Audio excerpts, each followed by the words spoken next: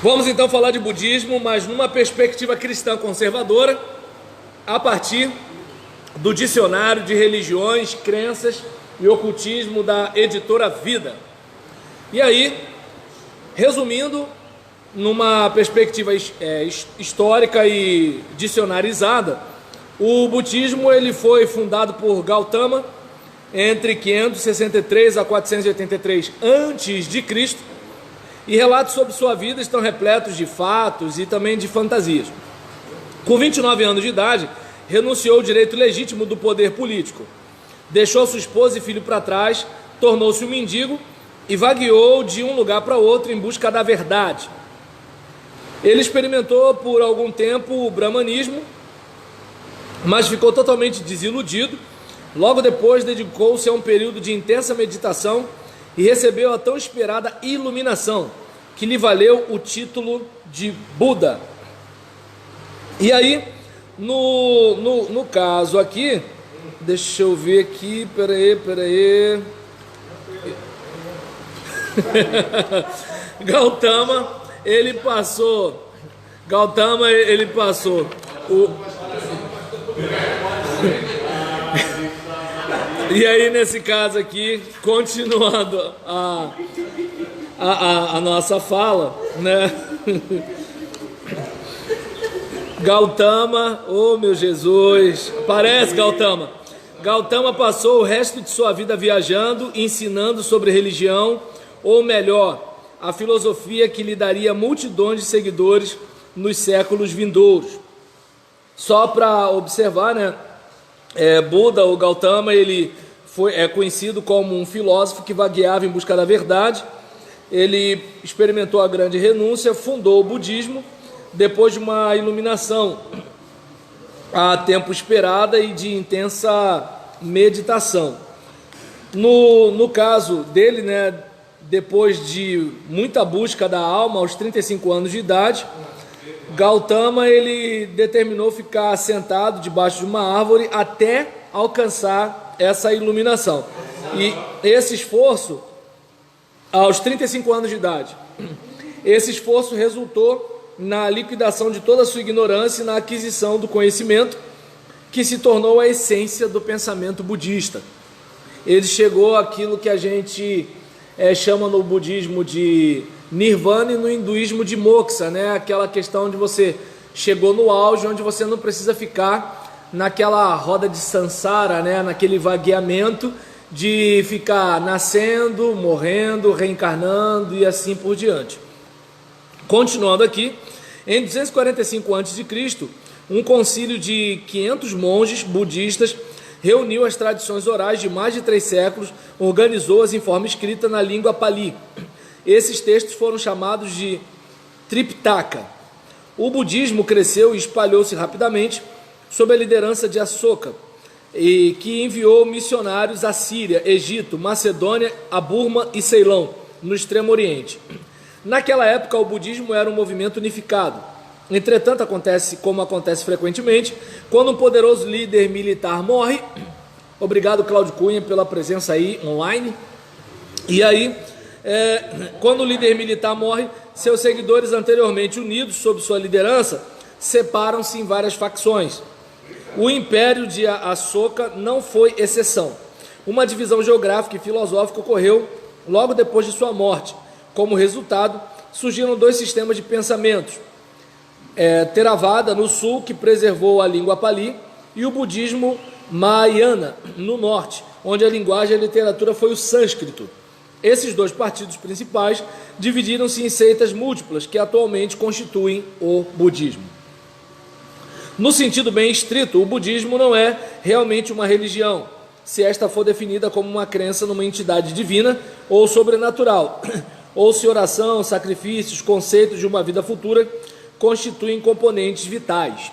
Então, por exemplo, o que faz com que o budismo seja visto de modo diferente, diversificado na perspectiva religiosa, é porque não tem essas questões, como por exemplo no hinduísmo, que você tem divindades.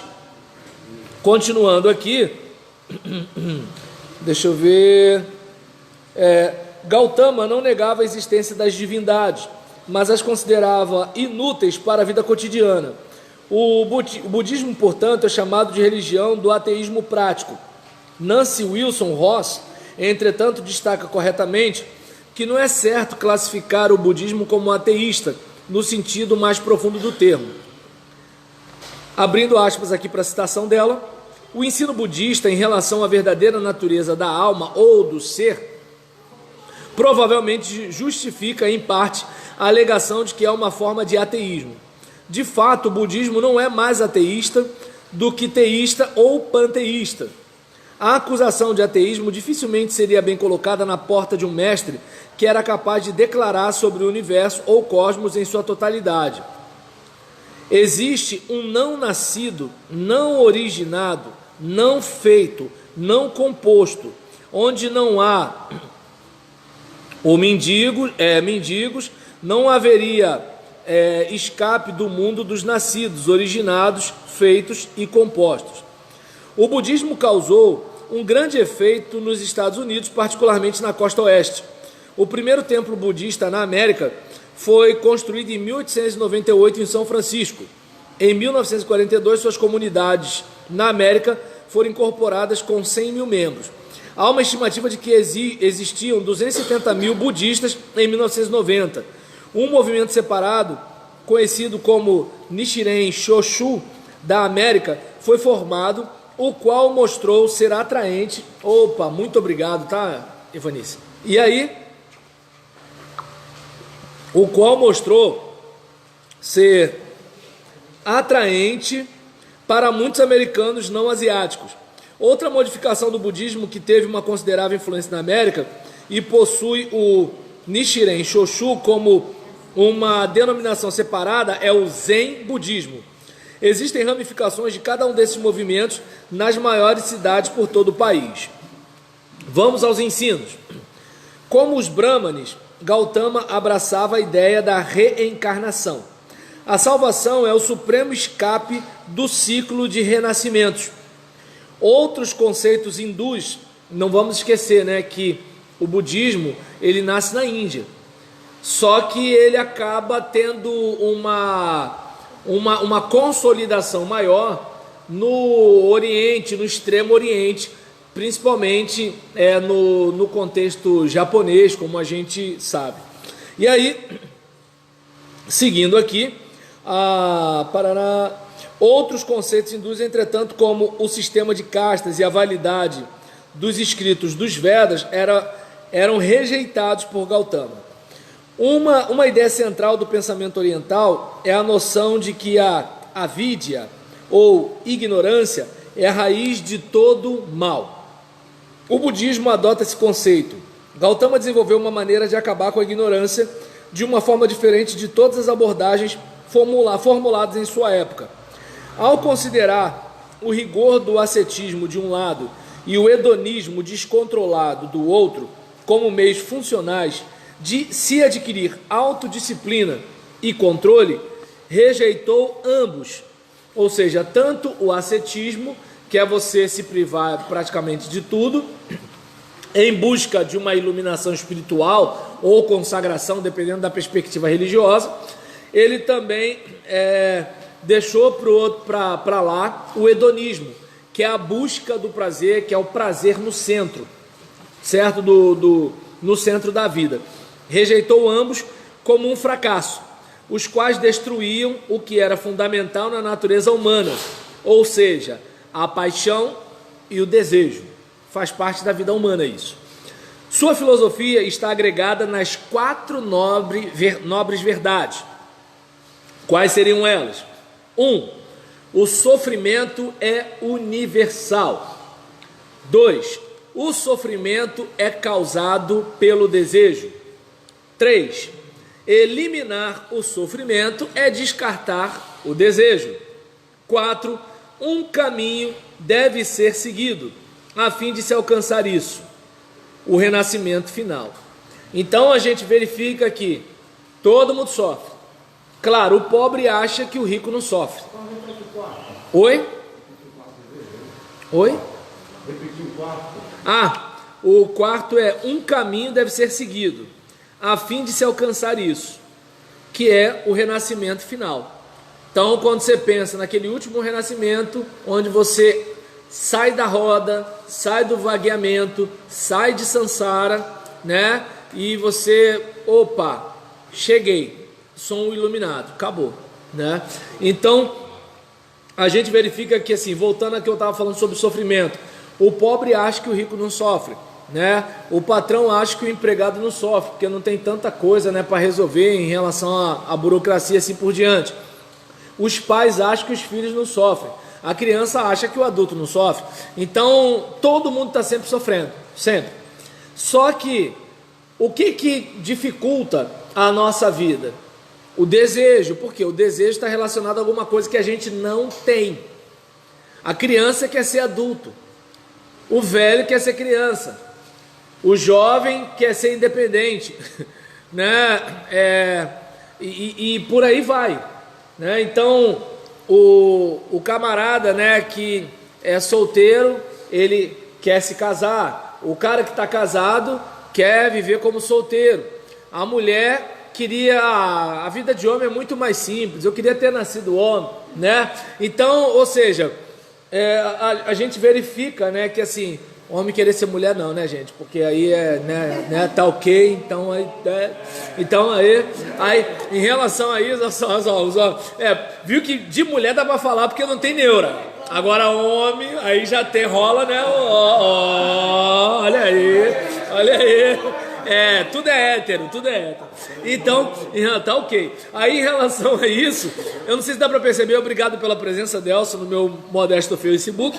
E aí, como é que a gente faz? Opa, em vez da gente pegar o caminho, né, de, eu vou ser um asceta, né, eu vou me afastar de tudo, eu vou me restringir de um monte de coisa, ou então, quer saber, eu vou fazer de tudo, chutar o pau da barraca, porque o que eu quero é ser feliz. Não, nem um extremo, nem outro. Por quê?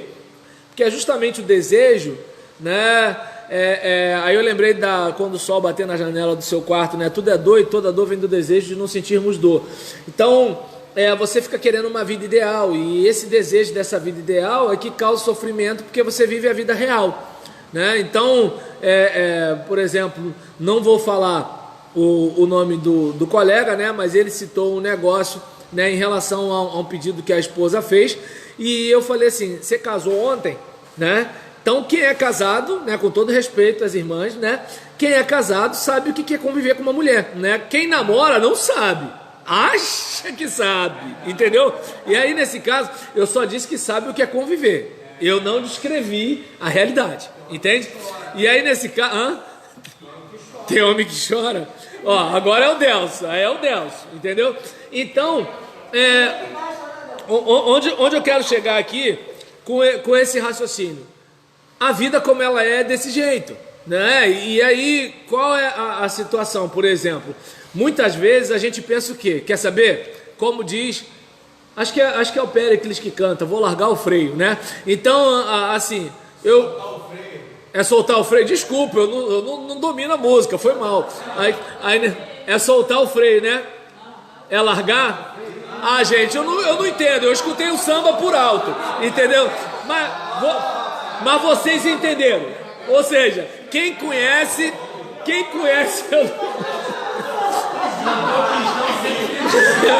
Gente, olha só. Não, todo mundo aqui tem vizinho, gente. Quem nunca escutou um pagode? Então, o que acontece? Então, mas uma coisa é certa, é o Péricles que canta, não é? Não é? Primeira aula falou sobre vinho, tem gente que ficou aqui, agora é pagode.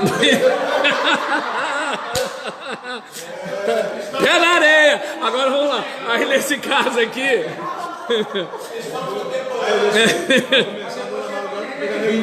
olha, gente, que assanhamento é esse? Eu tô falando das 4 nobres verdades do budismo. Calma, gente. A gente acabou de falar que o problema do sofrimento tem a ver com desejo. Vocês estão com esses papos aí?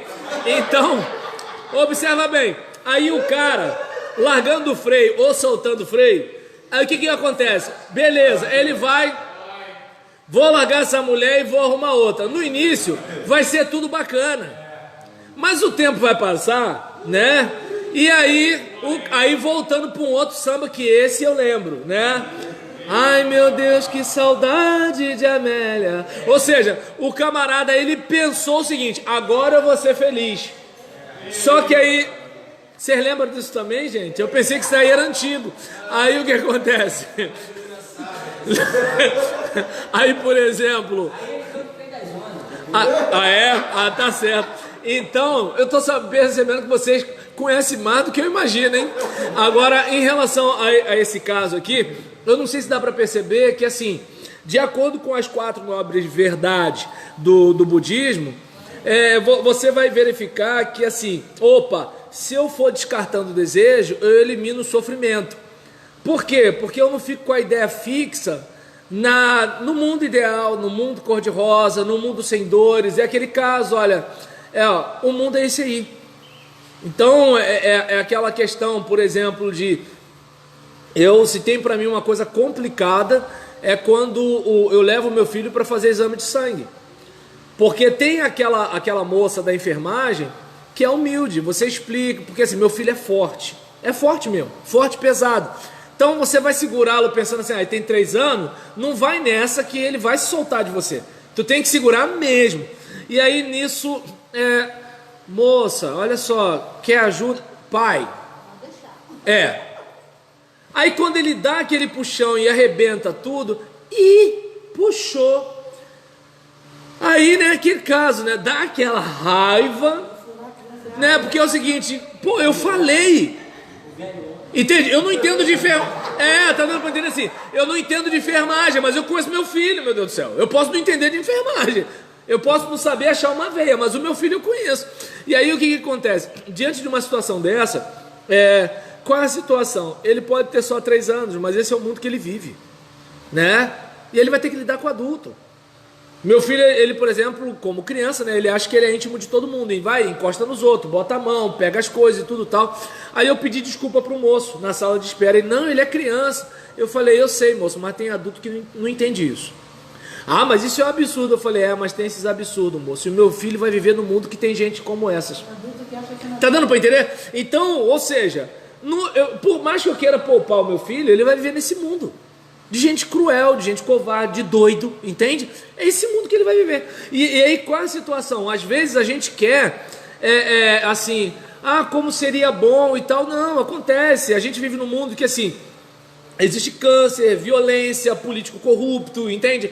A gente tem, por exemplo, né, o crime não compensa, só no filme do Batman e Robin. Então, e mesmo assim, aquele preto e branco, né? Porque agora o colorido nem fala mais essa frase. Então, aí, por exemplo, esse é o mundo que a gente vive, as coisas são desse jeito, a gente envelhece, a gente fica triste, né? A gente tem vários problemas, um monte de coisa acontece, os casamentos não são perfeitos, os filhos não são perfeitos, os filhos não trazem só alegrias, os pais não são os nossos super-heróis, eles vacilam, eles erram, eles se separam, eles brigam, tem violência doméstica, tem estupro, tem um monte de coisa, entende? Então, por exemplo, tem judiciário que facilita a vida do criminoso, dificulta a vida do inocente, né? Tem, por exemplo, polícia que em vez de servir e proteger faz o inverso. Então, assim, esse é o mundo que a gente vive, né? E aí, qual é a questão da gente? A gente deseja, né, o tal do mundo melhor. E o problema não é desejar o mundo melhor.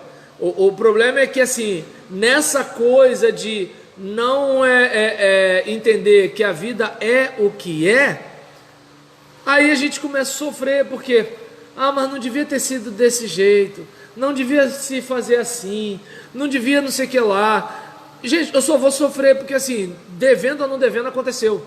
Não tem pra onde correr, entendeu? E aí a dica é o que? Olha, vamos pegar o caminho a ser seguido, que no caso dele é da iluminação. Vamos seguindo então para frente. E o caminho proposto por Gautama é composto por 8 passos, conhecidos popularmente como os 8 nobres caminhos. No livro das religiões, que eu recomendei para vocês, tem o comentário denso dos 8 nobres caminhos. Não vai dar para a gente ler, até porque a gente corre risco de ter uma pergunta, um comentário ou alguma coisa, né, que de acordo com a Neuci conversando comigo, que isso de repente já pode até acontecer propositalmente, não sei se eu parafraseei direito, né? Então, e aí a gente vai lá para Nova Iguaçu e sai daqui do budismo, então, aí nessa situação, então, aí por exemplo, qual é a ideia? Tá resumido aqui, mas vocês têm denso aí para vocês conversarem. E aí a questão da crença correta, os sentimentos corretos, a fala correta, a conduta correta, a maneira de viver correta, o esforço correto, a memória correta, a meditação e a concentração correta. Então, quando você vai pegando o caminho do equilíbrio, você acaba evitando tanto um extremo quanto o outro. Eu não vou ser escravo dos meus desejos, mas eu também não vou ignorá-los, eles existem. É normal, é natural que a gente deseje, principalmente alguma coisa que a gente não tem. É como aquele camarada que fazia a menina de capacho. Aí a menina um dia cansou, porque tem mulher que não tem a sua própria dignidade, mas tem aquelas que assim, um dia eu não sei como, a dignidade dela sozinha fala assim, minha filha, acorda, né? E aí nisso ela fala assim, eu tenho dignidade, não sabia que tinha, mas eu tenho dignidade. E aí nisso ela vaza. E aí aparece sempre aquele camarada que de repente ele era menos bonito, tinha menos dinheiro, né? Tinha menos pegada. Vai falar não, Delcio? Aí o que acontece? Mas era um cara que tratava a menina bem, né? Não, foi falando mas na pegada ele não falou. E aí nesse caso, tratou a menina bem e ela ficou ali. E aí o bonzão, o gostosão, com dinheiro, com não sei o que lá, ele ficou com aquela... Aí uns até, né, quer matar, quer sequestrar, não sei o que lá, como se assim, perdeu o playboy, né? E aí vem aquela sensação de desejar de novo, né? Aí é nessa hora que você vê a diferença, né, da mulher para tonta, né? Porque a tonta volta, né? Agora, então eu não sei se dá para observar que assim, a tendência do desejo está relacionada à paz, Cláudio, né? A tendência do desejo está relacionada a quê? Aquilo que geralmente a gente não tem. E isso é natural em nós. Isso é natural em nós. Mas, né, a gente não pode ficar preso ao desejo. Porque senão a gente acaba, em vez de celebrar a vida, em vez de celebrar o que tem, fica lamentando o que não tem. Quantas vezes em casa, em vez da gente curtir a vida que a gente tem, a gente está reclamando porque não tem algo. Algo preto? Poxa, e detalhe, imagina, depois eu descobri que era polenta quando eu fui ao restaurante, né, mas eu aprendi que era angu frito. E aí nisso, imagina a situação, né, poxa, você come aquilo ali com café, aí você lembra da infância pobre, você começa a lembrar das coisas boas da infância pobre. E aí você pensa assim, caramba, era tão legal, eu era feliz, mas na época você não achava que era feliz. Você achava que feliz era se de repente estivesse comendo pão com queijo sempre. Então, percebe como é que assim, o problema do desejo não é o desejo em si, mas é como a gente lida com ele. E aí, quando você começa a trabalhar suas crenças, seus sentimentos, sua fala, imagina, pensa todo dia você escutando alguém reclamando, todo dia. Gente, a gente quer morrer, eu não sei você, dá vontade de morrer, porque assim, a vida já é difícil, a vida tá difícil, a vida ficou mais difícil, com alguém reclamando no seu ouvido, meu Deus, entende? Assim, é um tipo de situação que assim, cara, como é que dá para viver assim?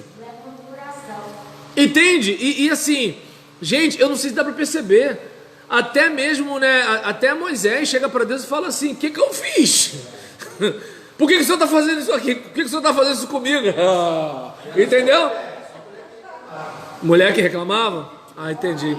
Aí, até porque é o seguinte, né, eu acho que deve ser feio o homem ficar reclamando no ouvido de mulher, né? O mundo mudou, mas deve ser complicado, né? Geralmente o homem é o cara que vai tentar arrumar a solução, né? Mas o mundo está mudando, então... Ou não, né?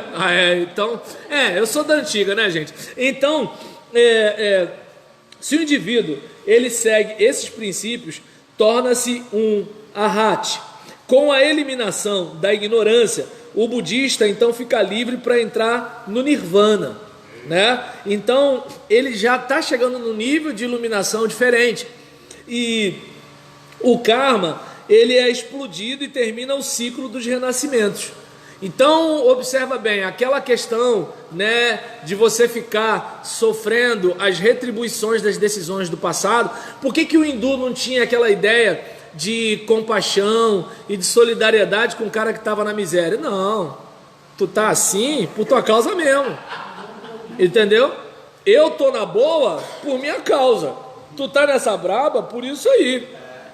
E você é baratinha, tu é uma baratinha porque lá atrás, você, entendeu?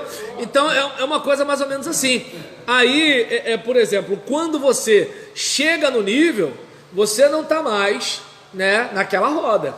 Você explodiu, né? Você explodiu o karma e terminou o ciclo dos renascimentos. E aí, o budismo faz distinção entre 5 modos de vida: os Budas, ou os indivíduos que se tornaram Budas, né? Os Bodhisattvas, futuros Budas, os Pratyeka Budas, ou seja, os que buscaram a iluminação pessoalmente, mas ainda precisam passar muito conhecimento aos outros, os Árias, os que já estão na estrada para o Nirvana, e os Prithajanas. Desculpa, gente, mas a maioria dos discípulos, os quais não aspiram os elevados ideais do Arhat. E além de cumprir os requisitos dos 8 nobres caminhos, o monge budista que aspira a ser um seguidor leal e genuíno de Gautama obedece a 10 mandamentos que proíbem: 1. Assassinato. Ou seja, budista que mata não é um bom budista.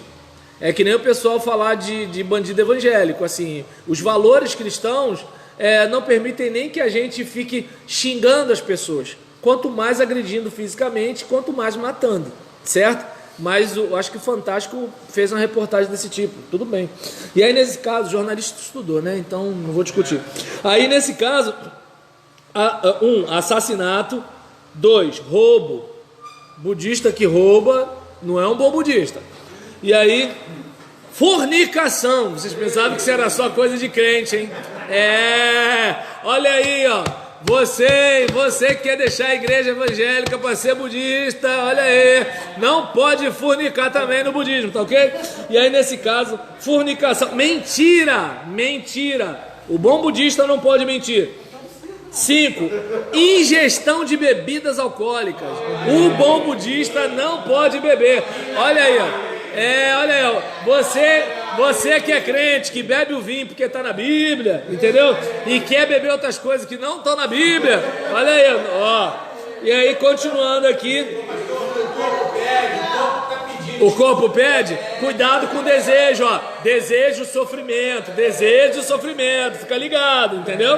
Ó, em vez de olhar a grama do vizinho, cuida do teu quintal. Bom, olha o budismo aí, ó. Olha o budismo. Então vamos lá. Comer durante a abstinência, ou seja, tem aquele período de consagração, de dedicação, né? Deixa eu ver.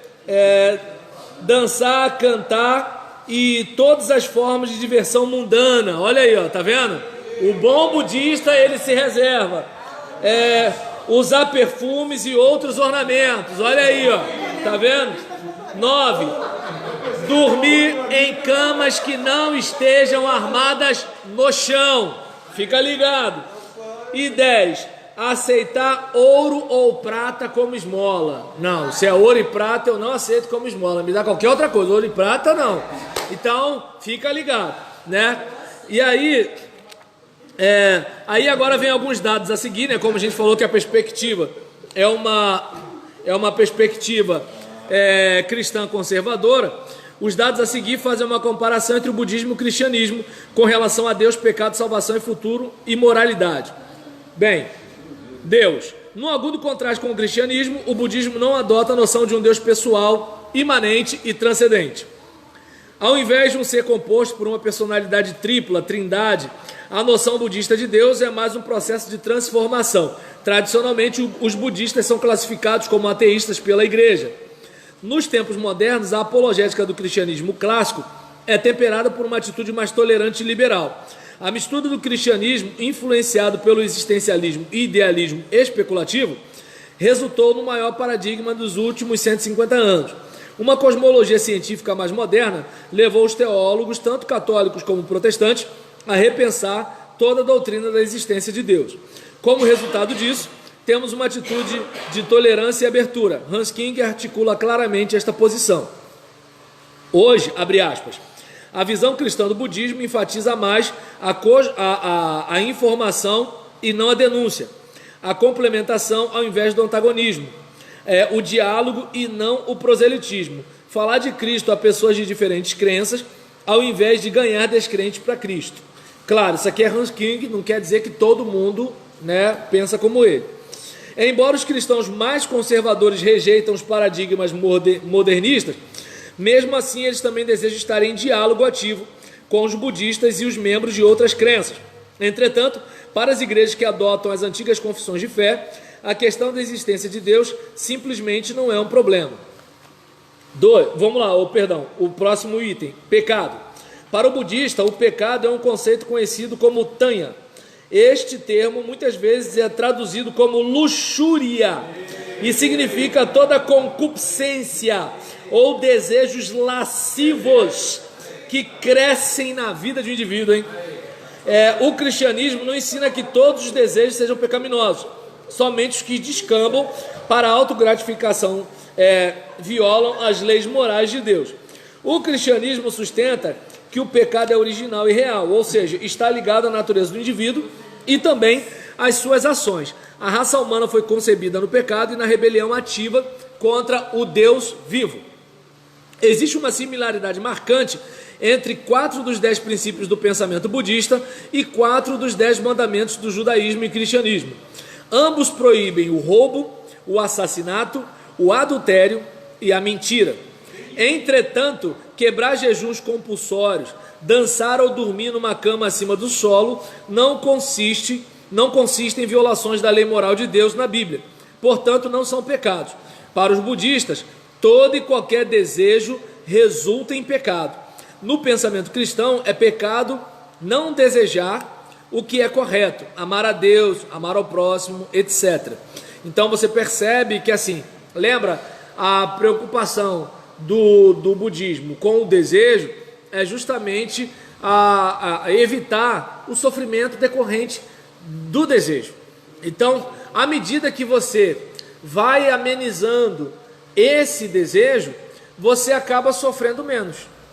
É como, por exemplo, de repente você está lutando contra uma enfermidade, seja crônica, seja contagiosa, seja o que for.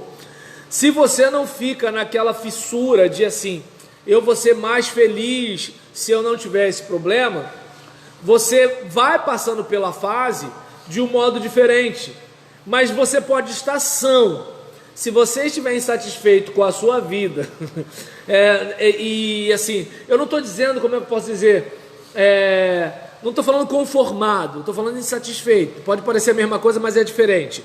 É como, por exemplo, eu quero ter dinheiro? Claro que eu quero. Só que eu, pelo menos, preciso lembrar como é bom ter o meu Celtinha nesse dia de chuva. Como é bom ter o meu plano memorial para levar o meu filho para fazer um exame. Então, ou seja, não é lá aquela coisa, mas graças a Deus por isso. Entende? Em vez de eu ficar assim, mas se eu tivesse o carro que o Delson tem, eu seria mais feliz. Entende? Ou seja, percebe essa questão? E talvez a gente fale desse jeito e alguém pense assim, mas isso que eu tenho não é lá essas coisas. Por quê? Porque você também está cobiçando algo que está lá. Deu para entender como é que é o negócio? Eu lembro que eu estava falando com a minha irmã, né? Eu falei, poxa, vai entender essa vida, né? Eu, por exemplo, assim, se eu pelo menos tivesse um Honda Civic, mas eu tenho um Celta 1.0, aí ela para mim, Tu tá de olho no Honda, eu tô de olho no teu, porque eu também não tenho um do teu. Então, ou seja, a coisa é mais, entende? A coisa é mais ou menos assim. Quando você, por exemplo, sai dessa estação, você começa a curtir o que você tem. É aquele caso, pô, eu tô velho, eu fui jovem, eu dei certo, eu vivi, eu sobrevivi. Puxa vida, eu não tenho a minha casa própria ainda, eu moro na casa dos meus pais, eu posso estudar, o dinheiro do meu trabalho eu posso investir, né? Então eu tô com o corpo mais saudável, eu posso fazer uma manutenção disso aqui para ter uma boa velhice, uma boa vida adulta, entende?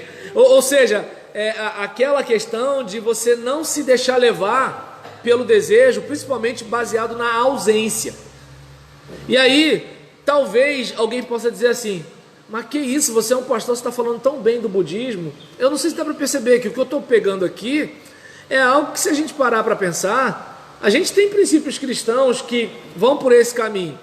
O problema é que a gente está tão acostumado com religião e cargo na igreja que a gente não para pensar no aprendi a viver contente em toda e qualquer situação.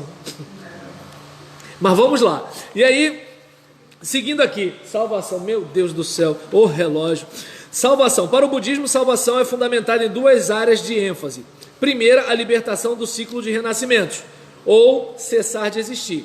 Pela destruição da sede, a tanha, a atração é destruída. Com a destruição da atração, a existência é destruída. Segunda, a salvação também é considerada o cultivo do caráter e da estatura ética na vida presente pelo cumprimento da lei e a obediência diligente ao caminho dos 8 nobres caminhos. A salvação deve ser obtida pelo próprio budista, sem nenhuma ajuda de fontes externas. O indivíduo faz o mal por si mesmo, sofre por si mesmo, deixa de fazer o mal, é purificado por si mesmo. Nenhum homem pode purificar o outro. No nosso caso, a gente tem a graça, né? Eu sozinho não tem nada que eu possa fazer para chegar no próximo nível. Oi? Sim. Bem breve, porque a gente já está para 20 para as 10.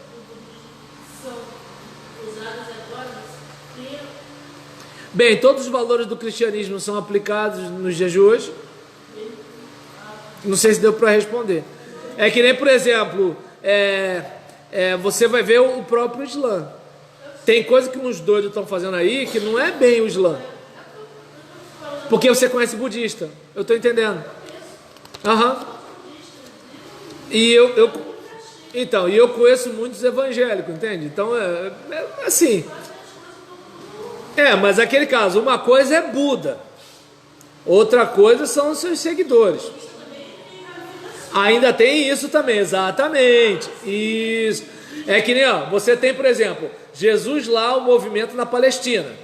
Aí você tem a igreja se organizando no 1º século. E aí você tem a igreja ocidental. Aí depois você tem o protestantismo. Aí depois você tem o denominacionalismo, geralmente norte-americano. Aí depois você tem o que? Os pentecostais. Depois você tem os neopentecostais. E aí você tem agora os crentes aí. Tem crente até que diz que não peca mais. Então o que acontece? Tem de tudo. Pós-modernidade. O que é a verdade? O meu budismo pode fazer assim, a outra é assim, o outro já isso.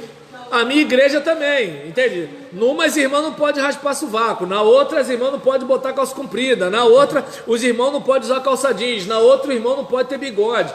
Então assim, e por aí vai. Quem está com a verdade? Bem, hoje em dia a verdade está no íntimo do próprio cara, né? O cara que decide pelo que ele sente, desse jeito. O pastor pregou muito bonito, mas eu continuo pensando desse jeito, entende? Porque, olha só, essa é a minha visão, essa é a sua visão, é uma coisa, tá mais ou menos assim.